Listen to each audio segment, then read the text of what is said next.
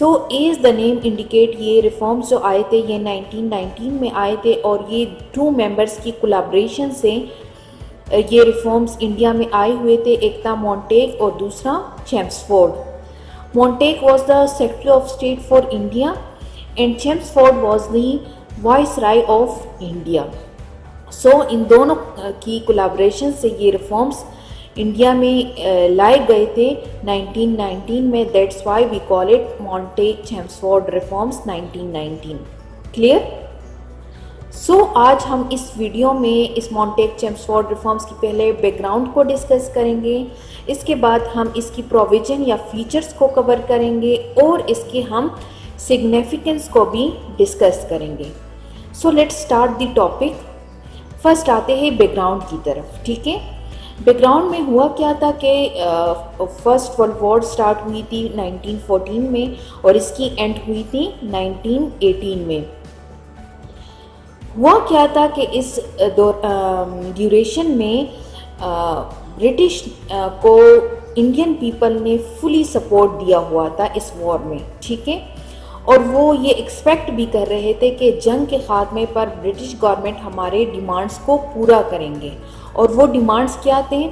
वो ईयर 1916 में जो लखनऊ पैक्ट आया हुआ था, जिसको हम लास्ट वीडियो में डिस्कस कर चुके हैं, तो वो यही डिमांड्स गवर्नमेंट के सामने रख देते हैं। नेक्स्ट क्या होता है कि इसके अगले ही साल 1917 में अगस्त डिक्लेरेशन हो जाती है। मीन्स के जो ब्रिटिश गवर्नमेंट होती है वो कुछ पॉलिसी लाते हैं और वो अनाउंस करते हैं कि हम इंडिया में रिस्पॉन्सिबल गवर्नमेंट लाने वाले हैं। ठीक है, so in the pursuance of this policy secretary of state Montagu जो होता है वो पूरे हिंदुस्तान का दौरा लगाते हैं।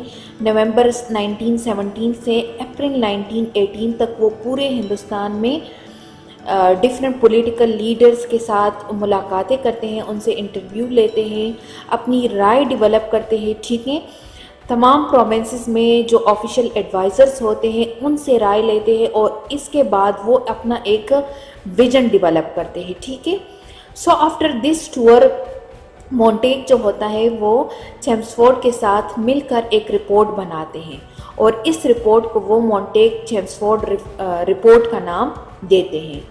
So this report came up for the discussion before the House of Lords on 11 दिसंबर 1919 और अगले ही दिन क्या होता है कि इसको पास कर दिया जाता है और 23 दिसंबर 1919 को ये एक्ट बन जाता है।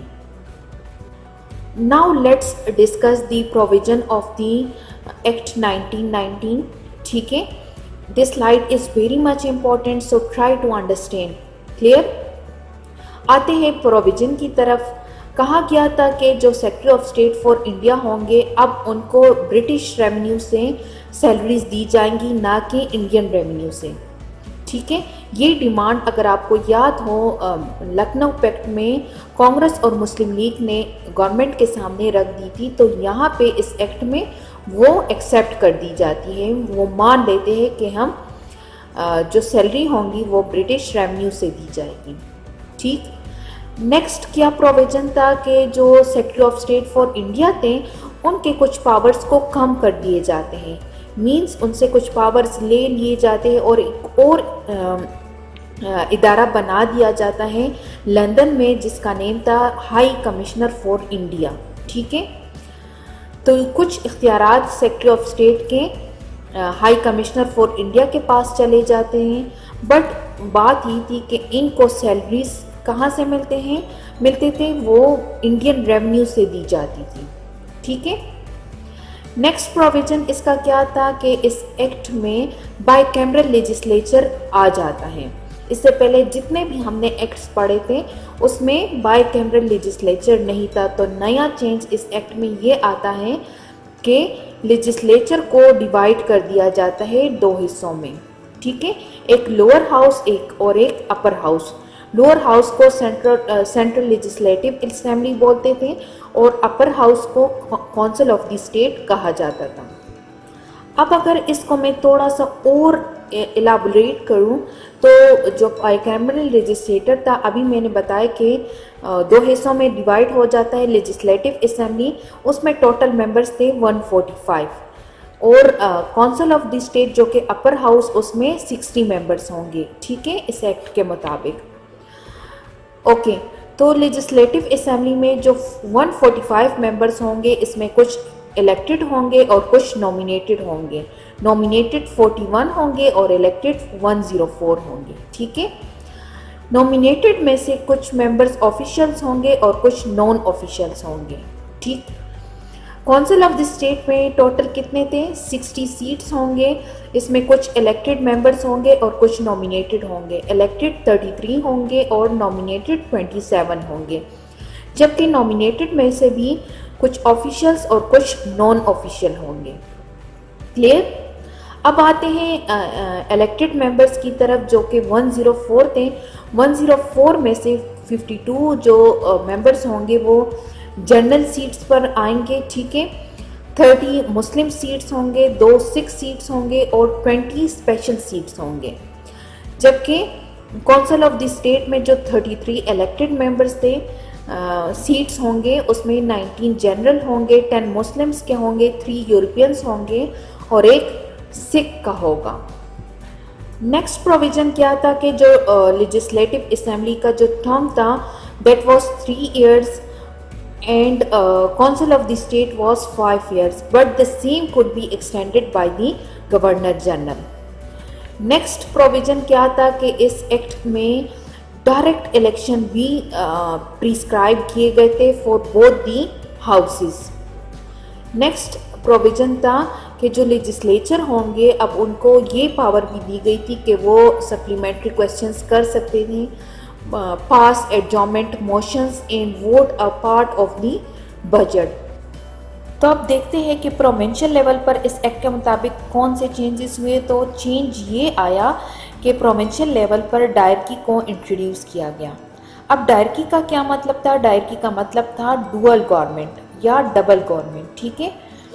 मीन्स के जो मुस्लिम्स और कांग्रेस हिंदू ये डिमांड कर रहे थे कि हमें सेल्फ गवर्नमेंट या रिस्पॉन्सिबल गवर्नमेंट का इख्तियार दिया जाए, तो इस एक्ट के मुताबिक उनकी ये डिमांड भी किसी हद तक पूरी हो जाती है, ठीक है।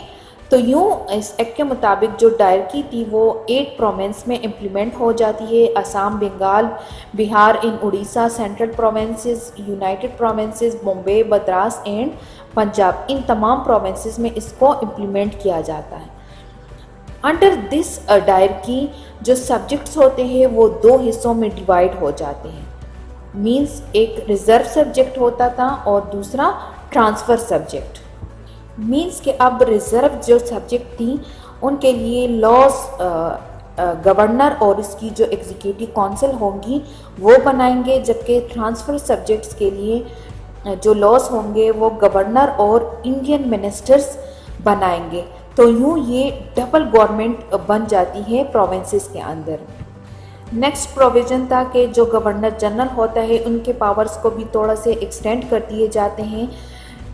मींस के जो गवर्नर जनरल की एसेंट होगी किसी बिल के लिए वो ज़रूरी होंगी, इवन दो कि उसको दोनों हाउसेस पास भी कर दे तब भी गवर्नर जनरल का एसेंट उनके लिए ज़रूरी होगा।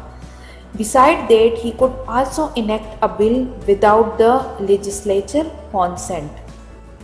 Now, what is the significance of this act? तो significance इसका ये था कि जो लखनऊ पैक्ट में मुस्लिम लीग और कांग्रेस ने डिमांड्स रखी गई थी वो किसी हद तक इस एक्ट में तस्लीम हो जाती है, ठीक है। इसके अलावा लेजिस्लेटिव काउंसिल में इंडियन मेंबर्स के होने की वजह से अब वो गवर्नमेंट की जो सीक्रेट इंफॉर्मेशन थी उनसे आगाह होते थे कि ऐसे कौन से चेंजेस आने वाले हैं या लॉज बनने वाले हैं, तो इसके बारे में उनको अब मालूमात होती थी and they became aware of their duties. इसके अलावा इस एक्ट की वजह से इनमें नेशनलिज्म या सेल्फ कॉन्शियसनेस पैदा हो जाती हैं और इसकी वजह से they move towards achieving the goal of the independence. So this was all about the Montague Chelmsford reforms 1919. Hope you guys will understand this, but if you have any question, do write your question in the comment section below. Thank you for watching my video. Allah Hafiz.